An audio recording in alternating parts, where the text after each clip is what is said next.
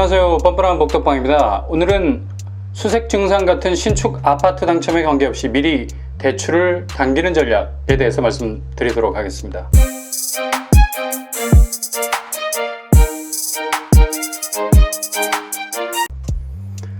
8월 18일 은행협회는 코픽스가 0.81%로 집계됐다고 발표했습니다.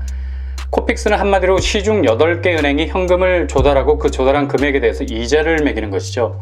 조금 더 우회적으로 말하자면 젊은 피를 수혈하는 것과 같습니다.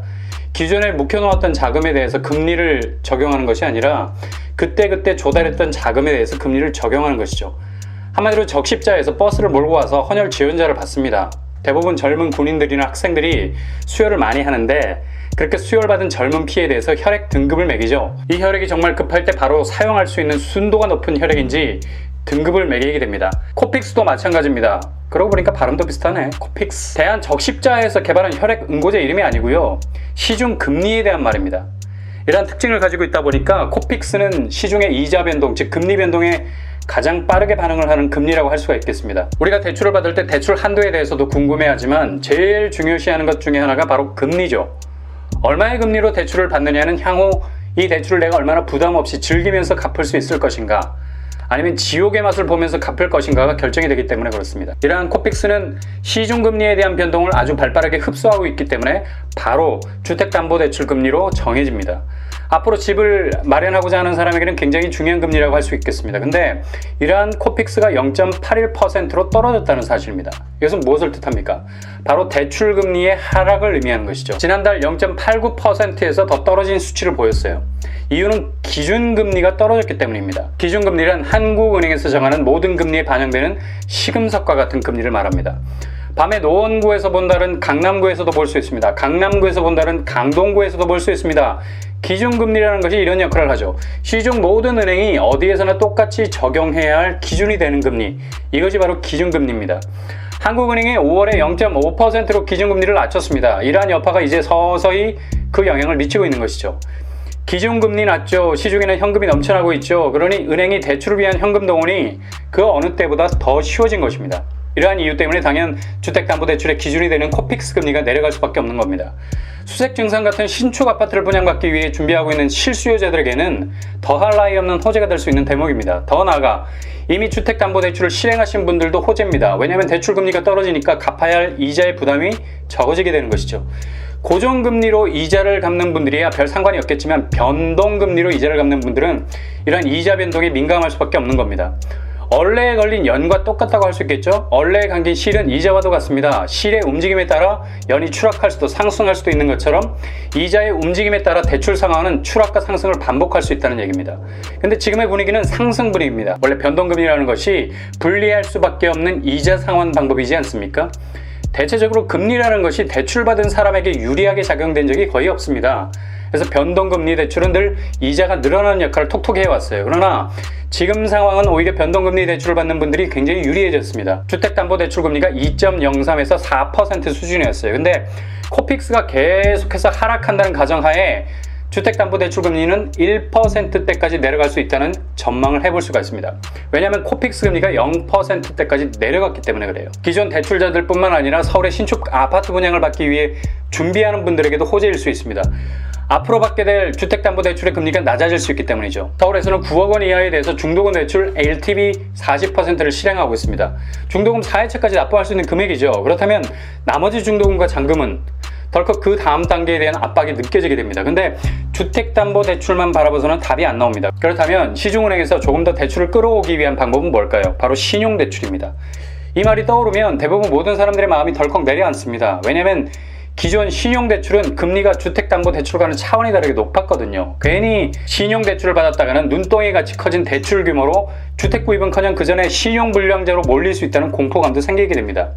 일단 신용이라는 말이 우리에게는 굉장히 뭔가 마음에 덜커덕 걸리게 하는 부정적인 편견이 들어가 있습니다. 근데 요즘 상황이 좀 달라졌어요. 신용대출 금리 수준이 1.74에서 3.76% 정도라고 합니다. 기존 주택담보대출 금리는 2.03에서 4.27% 정도예요. 그래서 젊은 층에서는 영끌이라고 부르죠. 영혼까지 끌어모아서 대출을 받는다고 집을 사기 위해서 모자란 자금을 신용대출로 대치를 한다고 합니다. 아마 역사상 신용대출 금리가 주택담보대출 금리보다 낮은 경우는 이번이 처음이 아닐까 생각해 봅니다. 그래서 일단 바꿔보자는 심리가 강하게 작용되고 있어요. 6.17 부동산 대책 이후에 신용대출 액수는 거의 4조 원에 육박한다고 합니다. 그만큼 낮아진 신용대출 금리에 대해서 발빠르게 내 집 마련을 위한 자금으로 돌려쓰고 있다는 것을 알 수 있는 대목이죠. 뿐만 아니라 주식시장까지 분위기가 좋으니까 너도 나도 시중에 현금이 주식시장으로 빨려 들어가고 있습니다. 심지어 신용대출까지 내가면서까지 주식시장에 투자하는 분위기가 더해지고 있어요. 그렇다면 앞으로 신축 아파트 분양을 받거나 받을 준비를 하시는 분들도 이러한 상황에 대해서 보수적인 생각으로 외면하고 계시면 안 된다는 얘기입니다.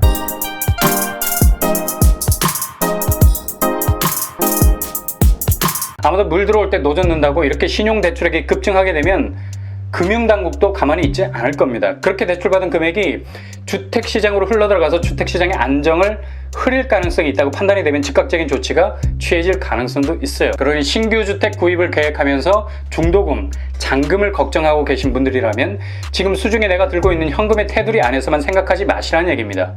길은 대로처럼 뚫려 있다 해서 길이 아닙니다. 내가 발을 들여놓고 그것을 걸어가기 시작하면 그것이 곧 길이 되는 겁니다.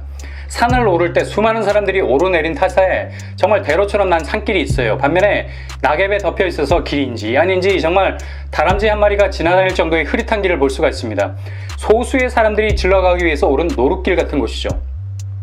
내가 주택을 마련하기 위한 방법도 마찬가지입니다. 한 우물에만 갇혀서 이 방법이 아니고서는 도저히 방법이 없다고 좌절감만 느껴서는 안 된다는 거죠. 지금 시중의 금리가 굉장히 낮아졌다는 것은 주택 구입을 준비하시는 분들에게 그 현금을 준비할 수 있는 방법이 여러모로 다양해질 수 있다는 것을 의미합니다. 주택담보대출은 규제 안에 있기 때문에 굉장히 까다로운 절차를 거칩니다. 반면 시중은행의 신용대출은 별다른 조건이 없어요. 그렇다고 본인의 재정적인 여건을 무시하고 무조건 고려해보라는 얘기는 아닙니다. 대체적으로 금리가 낮아진 탓에 많은 은행들이 비대면, 그러니까 사람을 앞에 두고 심사했던 기존의 형식을 깨뜨리고 간략한 심사 후에 바로 대출금을 쏴버리는 속도전이 벌어지는 바람에 주택자금 마련에 골머리를 앓고 있는 많은 사람들이 이 방법에 대한 접근을 시도하고 있다는 얘기입니다. 실제로 한국은행의 기준금리 인하의 혜택을 즉시로 볼 수 있는 곳은 주택담보대출 부분이 아닙니다. 주택담보대출은 담보 설정 비용이라는 고정 비용이 들어가요. 일단 담보를 확실하게 법적으로 잡아두고 그 잡아둔 담보를 통해서 이자를 뽑아먹는 형식인데, 이렇게 되면 비용이 들어가게 돼서 기준금리가 낮아져도 당장에 주택담보대출 금리가 떨어지는 건 아닙니다. 어느 정도의 시간은 걸리겠죠. 근데 은행의 신용대출 쪽은 이런 장애물이 없어서 바로 떨어진 금리의 적용을 쉽게 받을 수 있는 장점이 있습니다.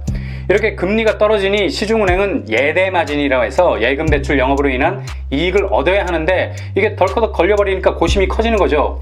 그래서 그 방안으로 대출을 쉽게 낮은 금리로 갈아탈 수 있도록 유도해서 자기 은행으로 고객을 유치한다는 거죠. 일단 환승이 쉬워야 버스에 사람이 타든지 말든지 할 것 아닙니까?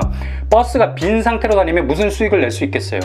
은행도 갈아타기 쉬운 구조로 환승센터를 획기적으로 만들어버리면 예대마진은 적겠지만 고객을 많이 확보할 수 있기 때문에 그래도 수익은 낼 수 있습니다. 그래서 고객 확보를 위해서 인터넷으로 쉽게 갈아탈 수 있는 방법도 마련하고 있다고 합니다. 그러니 기존에 대출 받으신 분들은 지금 타고 있는 대출과의 금리를 잘 생각하셔서 환승 준비를 하셔야 합니다. 그리고 앞으로 대출 받으실 분들도 기존의 보수적인 주택담보대출만을 생각하지 마시고 유연하게 대출을 준비하셔야 합니다. 워낙에 신축 아파트 당첨되기도 어렵고 당첨돼도 자금을 동원하기도 어렵고 자금을 동원해도 앞으로 이자 감당하기도 어려웠는데 이 중에 한 가지가 유리하게 작용할 수 있는 형국으로 가고 있다는 사실이죠. 대출은 레버리지입니다. 지렛대죠. 무거운 바위가 있으면 내 힘으로 들 수 없습니다. 그렇다면 주변의 도구를 사용해야죠. 그중 제일 좋은 도구는 지렛대입니다. 지렛대는 무게를 주변으로 분산시킬 수 있는 도구입니다. 잘 사용만 하면 내 앞에 집차 같은 바위를 드러낼 수가 있어요. 현금 동원에 어려움을 느낀다면 이러한 대출을 현명하게 이용하는 것도 한 방법입니다. 다만 본인도 감당 안 되는 영원을 끌어모아서까지 받아보자는 묻지마시고는 안 되겠죠. 그러면 대출을 레버리지로 이용하는 것이 아니라 대출 때문에 내버려지게 됩니다. 비슷하게 들리는 말이기도 하지만 결과는 완전히 달라질 수가 있습니다. 그래서 조금 더 본인의 눈을 열고 현명하게 접근해서 합리적으로 따져보고 합법적으로 받아보는 대출에 대한 시각이 필요하다는 사실이죠. 우리 윗 어르신들이 생각했던 금융에 대한 보수적인 시각도 소중합니다.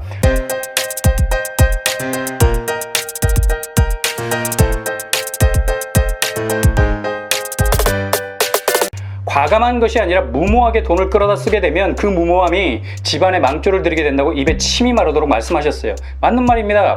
대출은 분명한 기준이 필요합니다. 무지해서는 절대 안 돼요. 잘 알아보고 따져보고 최종적인 결심이 서면 실행하는 것입니다. 반면 너무 금융에 대해서 보수적인 시각만을 고집해서도 안 됩니다. 지금 시중은행의 영업 방식 보십시오. 비대면에 최단 시간에 최저금리에 돈을 쏴주겠다고 고객 유치에 열을 올리고 있습니다. 이게 사람을 꼬드기는 불법입니까? 명백한 합법입니다. 최저금리 시대에 은행이 이자로 못 먹고 사니까 박리담회를 선택한 겁니다. 사람이라도 많이 끌어모아서 티끌모아 태산, 그 적은 이자 하나하나를 모으면 그래도 수익이 된다는 것을 알고 있다는 얘기죠. 돈을 빌려주겠다는 은행이 이렇게 과감한데 신축 아파트 분양받거나 분양 준비하시는 분들이 이 분위기를 빨리 읽어내는 것도 집을 사는 일만큼 중요한 일이란 얘기죠. 분양 당첨 끝이 아닙니다. 시작일 뿐이에요. 앞으로 그 집을 완벽한 내 집으로 만들기 위한 자금을 현명하게 마련하셔야 하고요. 분양 준비 시작이 아닙니다. 끝일 수도 있어요. 앞으로 그 집을 완벽한 내 집으로 만들기 위한 자금을 합법적으로 마련할 방법을 찾으셨다면 이미 여러분은 내 집 마련의 8분 응선을 오르신 겁니다. 지금 돌아가는 금융시장의 흐름도 잘 파악하셔서 좋은 계획으로 좋은 결과를 얻어내는 여러분들이 되실 수 있기를 바랍니다. 이상으로 뻔뻔한 복덕방을 마치겠습니다. 구독과 좋아요